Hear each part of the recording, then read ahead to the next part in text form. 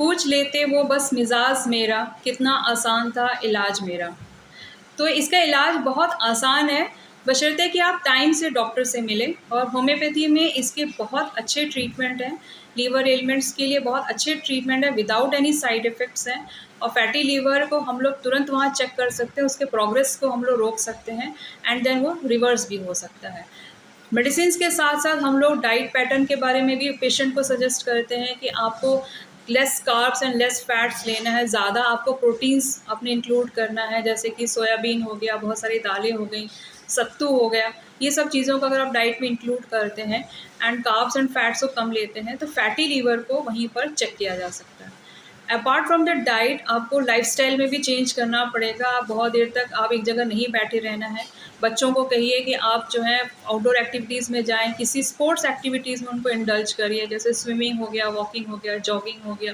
किसी तरह के खेल में उनको ज़रूर आप उनको पार्टिसिपेट करने को कहिए। जितना पार्टिसिपेशन होगा, जितना फिजिकल एक्टिविटी होगी, उतना ज़्यादा फैटी लीवर जो है वो धीरे धीरे करके कम होता है। फैटी लीवर होता क्या है एक्चुअली? फैटी लीवर में क्या होता है कि फैट्स का जो डिपॉजिशन है वो लीवर सेल्स में चला गया। जो एक्सेस फैट है, जो फैट हमने फैट लिया बॉडी, जो हमने डाइट ली उसमें फैट था, अब वो हमने एनर्जी में कंज्यूम कर लिया, ठीक है, लेकिन जो एक्सेस फैट था वो कहाँ जाएगा? वो लीवर में डिपॉजिट हो रहा है और फिर वो धीरे धीरे करके सेल्स को डैमेज कर रहा है। तो फैटी लीवर को हम लोग ट्रीटमेंट से, मेडिसिन से एंड डाइट पैटर्न चेंज करके, अब लाइफ स्टाइल चेंज करके फैटी लीवर को हम लोग रोक सकते हैं एंड रिवर्स भी कर सकते हैं। अगर इसको समय पे इस पे ध्यान न दिया गया तो कितना खतरनाक हो सकता है? ये समय पर ध्यान ना दिया जाए तो ये खतरनाक हो सकता है, बिकॉज़ ये आगे जाके लीवर सेल्स को कम्प्लीटली डैमेज कर सकता है एंड उसके बाद फिर ये धीरे धीरे करके liver fibrosis and liver cirrhosis में कन्वर्ट कर सकता है। Liver cirrhosis is almost incurable, कई बार डेथ्स भी होती हैं इसके कारण लीवर सिरोसिस की वजह से, एंड लीवर कैंसर भी हो जाता है। तो अगर कैंसर हो जाता है तो पेशेंट की मॉर्टेलिटी रेट जो है वो बढ़ जाती है। तो फैटी लीवर को हमें इग्नोर नहीं करना चाहिए। यानी कि अगर लंबी ज़िंदगी और सेहतमंद ज़िंदगी देनी है किसी को, तो माँ-बाप की ज़िम्मेदारी कि अपने बच्चों पे ध्यान दें। बिल्कुल, कौन माँ-बाप चाहते हैं, नहीं चाहेगा कि भई मेरा बच्चा बीमार स्वस्थ रहे, बच्चा बीमार रहे, ऐसा कोई माँ-बाप नहीं चाहेगा। तो आप बच्चों को जितना फ़िज़िकल एक्टिविटीज़ में इंडल्ज करेंगे, अब बच्चे और पेरेंट के बीच में आजकल क्या हो गया, इंटरैक्शंस कम हो गए हैं। माँ-बाप अपने काम में बिज़ी हैं, बच्चे अब मोबाइल में बिज़ी हैं। माँ-बाप को पता ही नहीं है कि मोबाइल के कितने टाइम तक वो लगातार बैठ के देखे जा रहा है। तो बच्चों पे आप चेक करिए, ध्यान दीजिए कि वो कितने देर तक वो बैठ रहा है, कितने देर तक फ़िज़िकल एक्टिविटीज़ कर रहा है। इसके अलावा मैं एक चीज़ ज़रूर बोलूँगी कि अगर आप चाहते हैं कि बच्चा जो है ताउम्र स्वस्थ रहे, तो बच्चे को माँ का दूध ज़रूर दें और उसको एक्सक्लूसिव 6 मंथ्स तक सिर्फ माँ का दूध दें, मतलब माँ के दूध के अलावा कुछ ना दें, जब तक बच्चे की 6 महीने की एज हो रही है। देन उसके बाद 2 साल तक माँ के दूध के साथ आप दाल का पानी एंड और अदर सप्लीमेंट स्टार्ट करते हैं। पर होता क्या है, आजकल के बच्चे, मोस्ट ऑफ द बच्चे क्या हो रहे हैं, माँ का दूध मिल नहीं रहा है, उनको पाउडर मिल्क या डिब्बे बंद दूध ले रहे हैं। उसके कारण क्या होता है, बच्चे जो है आगे जाके वो ओबेज़ हो रहे हैं, मोटापे के शिकार हो रहे हैं, फैटी लीवर हो रहा है, डायबिटीज़ हो रहा है, हाइपरटेंशन हो रहा है। तो माँ-बाप की ही ज़िम्मेदारी बनती है कि बच्चा हम स्वस्थ रहे।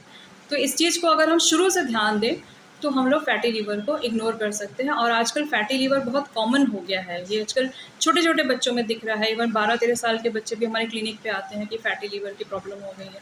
तो जो बीमारी पहले 40-45 प्लस के एज में होता था और आजकल जो है वो यंग एज में दिख रहे हैं, और फैटी लीवर तो बिल्कुल ही बच्चों में देखा जा रहा है। So it's not a good sign. आप सोचिए हम लोग किस तरफ जा रहे हैं। हम लोग के जो दादाजी परदादाजी थे, उन लोग कितने स्वस्थ रहते थे, उनका डाइट पैटर्न अलग था। उन लोग मिलेट्स लेते थे, उन लोग गेहूँ कम लेते थे, उन लोग के प्रोटीन्स ज़्यादा होता था, कार्ब्स कम होता था, फिजिकल एक्टिविटीज़ ज़्यादा थी, तो इस तरह की प्रॉब्लम नहीं होती थी। पर आजकल के जो हमारे जो डाइट पैटर्न हो गया, जंक फूड पे हम लोग ज़्यादा डिपेंडेंट हो गए हैं, जिसके कारण आजकल ये बीमारियाँ ज़्यादा हो गई हैं।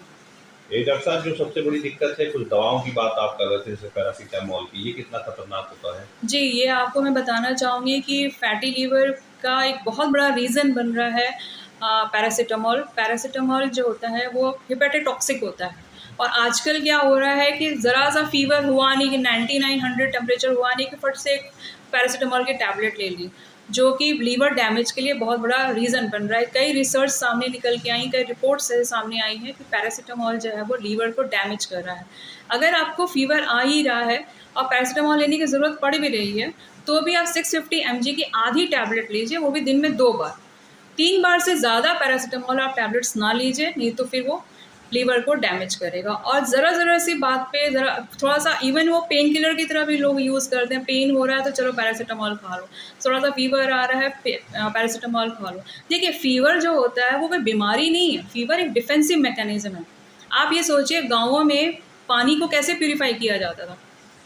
पानी को उबाला जाता था, उबाल के उसको छान के हम लोग पीते थे। उबाला क्यों जाता था? क्योंकि हाई टेम्परेचर में जो बैक्टीरियाज होते हैं वो किल हो जाते हैं, तो वो पानी हमारे लिए प्यूरिफाइड रहता था। सेम चीज़ हमारी बॉडी भी कर रही है। जब हमारे अंदर इन्फेक्शन हो रहा है, पैथोजेंस आ रहे हैं, तो बॉडी अपना टेम्परेचर बढ़ा रही है ताकि वो पैथोजेंस जो है वो किल हो जाए। अब हमारी वो डिफेंसिव मैकेनिज्म है, और हमने क्या किया, जब तक पैथोजेंस जो है बॉडी नेचुरली किल करे, हमने तुरंत पैरासीटामॉल लेके उस चीज़ को दबा डाला। तो फीवर तो आप ठीक हो गए, लेकिन आपके अंदर जो इन्फेक्शन था वो एज इट इज़ रहा, आपकी इम्यूनिटी ख़त्म हुई, और इसके अलावा आपने लीवर भी डैमेज किया। इससे ज़रा सी बात पे पैरासीटामॉल ना लीजिए, बहुत ज़्यादा ज़रूरत है तो ही लीजिए, और डॉक्टर के प्रिस्क्रिप्शन के अकॉर्डिंग ही लीजिए। आजकल लोग जाते हैं पैरासीटामॉल की टैबलेट देना, केमिस्ट से यूँ ही शॉप से लेकर आ गए, तो ये चीज़ें हमें अवॉइड करनी चाहिए।